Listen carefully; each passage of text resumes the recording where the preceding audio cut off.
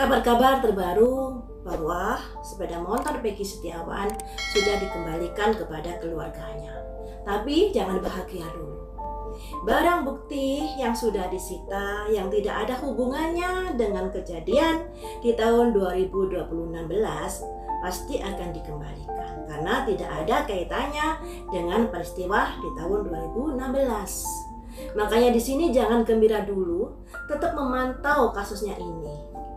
Karena di sini banyak sekali orang-orang yang sudah bahagia. Oh, berarti Peggy akan bebas ya, karena sepeda motornya sudah dikembalikan. Nah, karena yang dikembalikan itu yang disita di tahun 2024. Nyatanya yang disita di tahun 2016 masih tetap dijadikan barang bukti, tidak dikembalikan.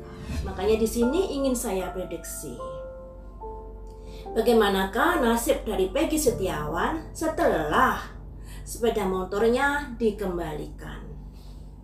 Apakah ada sesuatu yang menggembirakan? Ya semoga saja ya, karena kita juga berdoa bareng-bareng di sini agar orang-orang yang sudah ditangkap, baik Peggy Setiawan, Sudirman dan lain-lainnya yang ternyata tidak memiliki keterkaitan dengan peristiwa kematian Vina dan Eki bisa segera dibebaskan, bisa segera bernafas lega.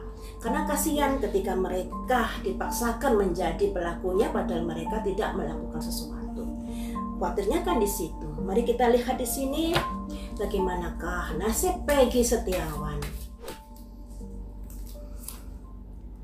Ada sumber tenggelam. Jadi masih nggak bagus ini. Nggak bagus. Sangat tidak baik nasibnya. Jadi walaupun sepeda motornya dikembalikan di tahun 2024, nasib dari Peggy Setiawan masih belum bersinar di sini. Masih belum ada matahari atau kelegaan buat kita terkait nasibnya. Selanjutnya ada petunjuk apa lagi kah? Ada selicet kesendirian. Ya, kenapa kesendirian ini muncul? Karena Peggy Setiawan masih di penjara untuk saat ini. Apakah nanti ada kabar-kabar baik terkait Peggy Setiawan? Passion, semangat api.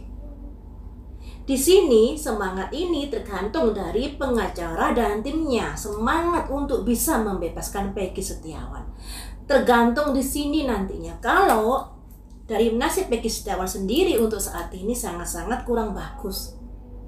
Belum ada perkembangan yang berarti dari sisi penyidikan kepolisian. Karena dari pihak kepolisian yang menangkap kan meyakini bahwa Peggy Setiawan adalah pelakunya. Di sini kartunya juga kurang bagus, belum ada kabar-kabar gembira terkait Peggy Setiawan yang konon kabarnya akan dibebaskan dan lain sebagainya. Belum ada di sini. Justru dari pihak tim kuasa hukumnya inilah yang harus semangat untuk mengupayakan, segera semangat mengupayakan. Kalau tidak semangat, di sini sudah ada simbol tenggelam loh ya. Nah, makanya segera untuk mendaftarkan diri ke pra-peradilan. Mungkin kalau saya lihat sih sudah mendaftarkan, tinggal nunggu waktu kayak begitu ya. Makanya di sini juga ada simbol semangat untuk tim kuasa hukumnya yang konon kabarnya berpuluh orang. Cobalah kerjasama di sini bahu-membahu untuk bisa membebaskan Peggy Setiawan. Karena di sini masih runyam, belum ada titik terang dari kasusnya Peggy Setiawan di sini. Jadi pihak timnya harus yang mengupayakan. Selanjutnya, saya gali dari kartu tenggelam ini ya. Ini kan kartu simbol yang nggak bagus. Kenapa tenggelam ini? Ada apakah? Ada sesuatu apakah di sini? Mengapa Peggy Setiawan tenggelam di dalam kasus ini? Atau kayak terbukti di kasus ini menurut versi kepolisian, mengapa?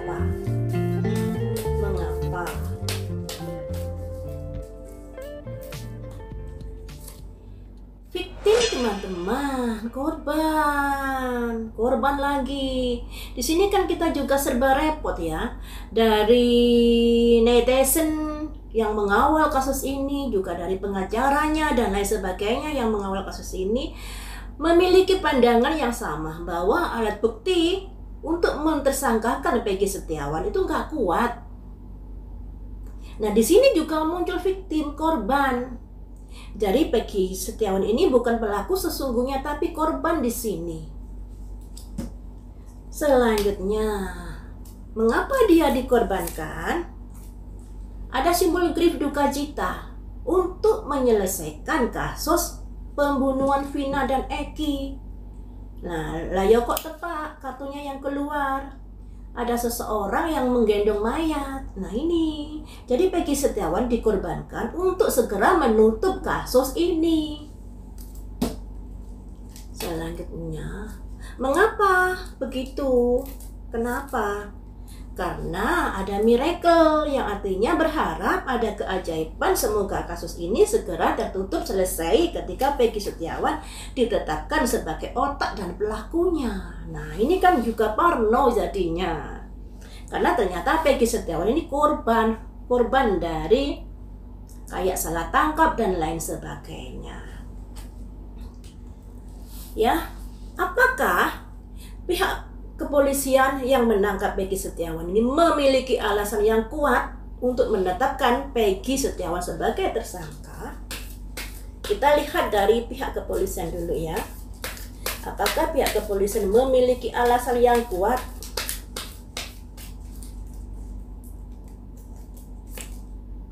Komplasensi.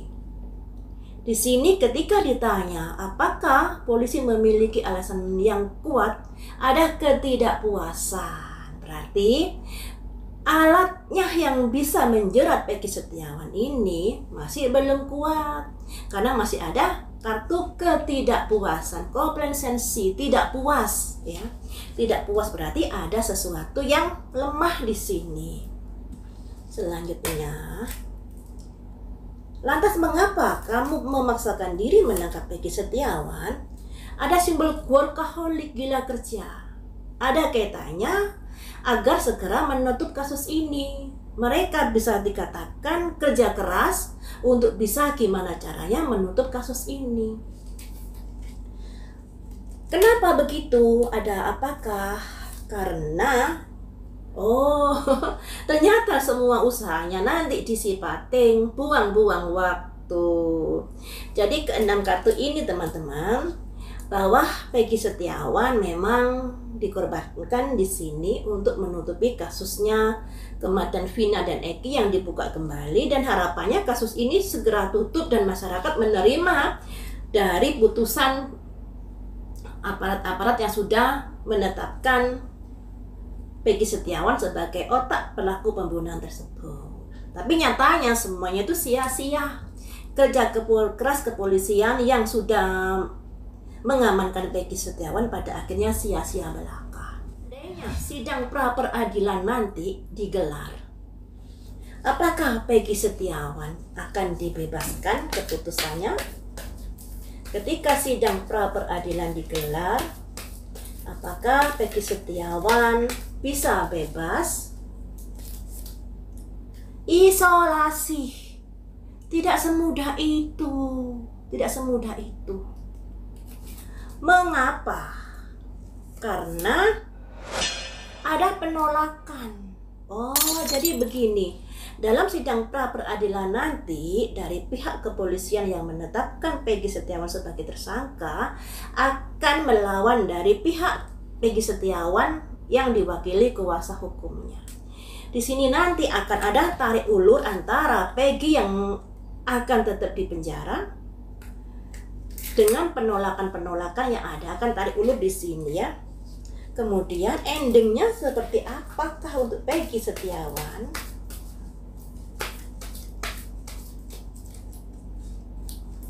Endingnya completion.